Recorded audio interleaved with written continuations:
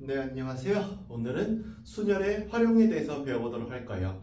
지난 시간에 순열하고 조합이라고 하는 것이 어떤 공식인지 또 어떤 상황에 사용하는지에 대해서 배웠는데 이제 오늘은 실사례를 보겠다라고 생각해 주시면 좋을 것 같아요. 첫 번째로 R자리의 정수를 만드는 경우부터 볼 건데 이 R자리의 정수를 만들 때는 꼭 조심해야 되는 게 0을 주의해줘야 된다라고 기억해 주시면 좋겠어요. 문제를 보면은 0, 1, 2, 3, 4라고 하는 5개의 수가 있죠.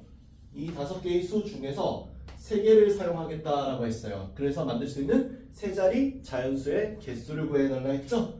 그러면은 결국 여기 맨 앞에 100의 자리, 10의 자리, 1의 자리라는 세 자리 수를 만들겠다라는 건데요.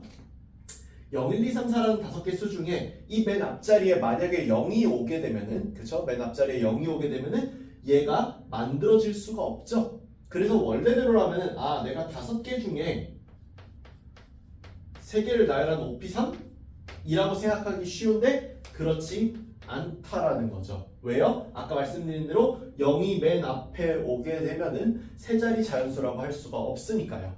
따라서 여기 맨 앞에는 0을 제외한 4개 중에 하나가 들어오게 되고 마찬가지로 그 다음에는 1, 2, 3, 4 4개 중 하나를 여기다 썼으니까 그 하나를 제외한 나머지 4개 중 하나 그리고 3개 중 하나로서 답이 5P3이 아니라 이 3개를 곱한 48이 정답이 되는 이런 문제. 그래서 항상 언제나 0을 주의해 줘야 되는 R자리의 정수를 만드는 문제였습니다.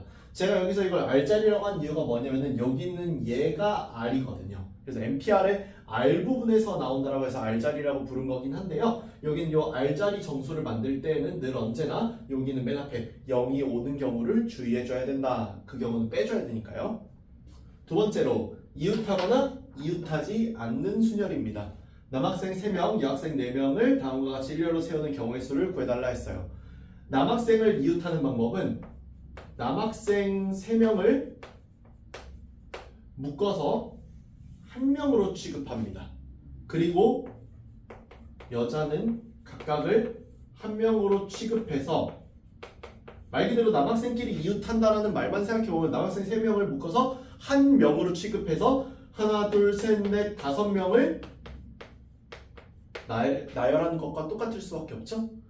그런데요, 남학생 3명을 이렇게 한 명으로 묶더라도 얘네들끼리의 순서라고 할 수 있는 3팩토리얼은 따로 계산해줘야겠죠? 그래서 3팩토리얼을 따로 계산해줘서 이 답은 여기는 얘가 120, 얘는 곱하기 6 해서 720이라고 나오는 것이 남학생끼리 이웃하는, 즉 이웃하는 경우의 문제풀이법입니다. 그 끼리라고 붙어있는 앞에 대상들을 전부 다 묶어서 한 명으로 취급해주면 된다. 다음, 이번엔 여학생끼리 이웃하지 않는 경우예요. 이번엔 이웃하지 않는 경우인데 이 경우는 여학생 4명을 먼저 줄을 세웁니다. 이 여학생 4명을 줄 세우는 방법 자체는 4팩토리얼이죠. 그리고 빈틈을 찾아요. 이 빈자리를 찾아서 이 빈자리 하나, 둘, 셋, 넷, 5개 중에 3개를 골라서 순열로서 계산을 해주면은 이 셋 중에 하나에 이제 남자들이 들어가게 되니까 아무래도 여학생끼리는 서로 이웃하지 않게 된다라는 개념이 성립하게 되거든요. 다만 요건 제가 좀 실수했네요. 다시 할게요. 다시 하겠습니다. 여학생끼리 이웃하지 않는다라고 했으니까 제가 순서를 잘못 잡았어요. 남학생을 먼저 줄 세워야 됩니다.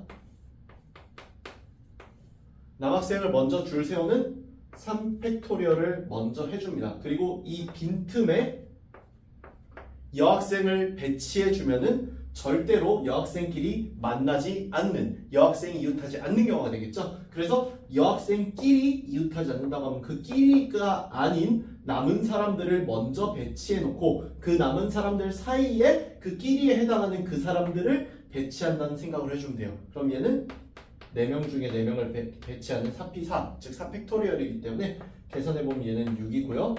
얘는 24여서 답이 144로 나오게 되는 이런 거.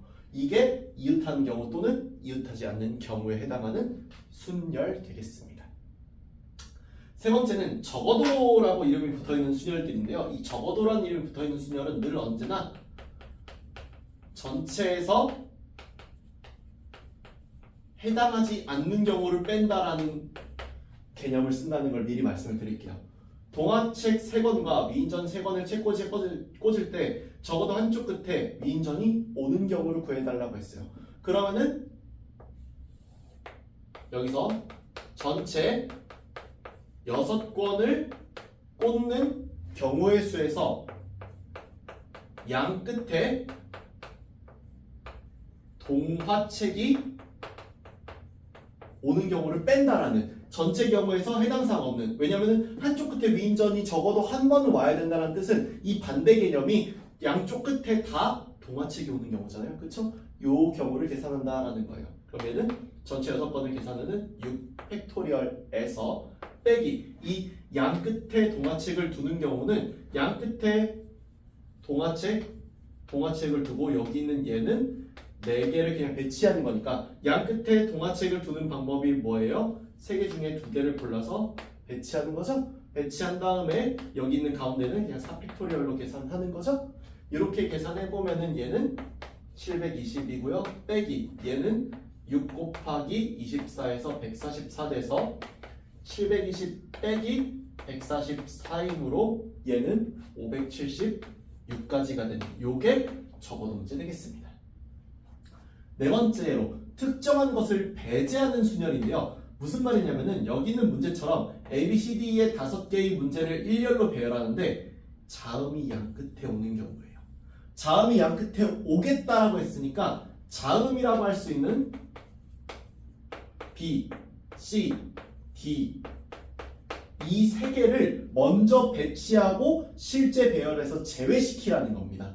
가령 여기 있는 3개 중에 2개를 골라서 양 끝에 자음으로 이렇게 배치한 다음에 이 가운데의 배열을 계산해야 되잖아요. 그때 이 둘을 배제하고 생각한다는 거죠. 그래서 특정한 것을 배제하는 수열이라고 합니다. 그럼 곱하기 여기 있는 이 가운데에는 나머지 3개를 배치하는 거죠. 3팩토리얼로 따라서 이렇게 배치할 때 얘는 계산이 어떻게 된다? 6 곱하기 6 해서 36개가 된다. 이런 계산 4가지가 가장 대표적인 순열의 계산식이라고 볼 수 있겠어요. 4가지 전부 다 외워주시기 바랍니다. 이상 여기까지 해서 순열의 활용에 대해서 배워봤고요. 다음 시간 마지막으로 조합의 활용에 대해서 배워보도록 하겠습니다. 감사합니다.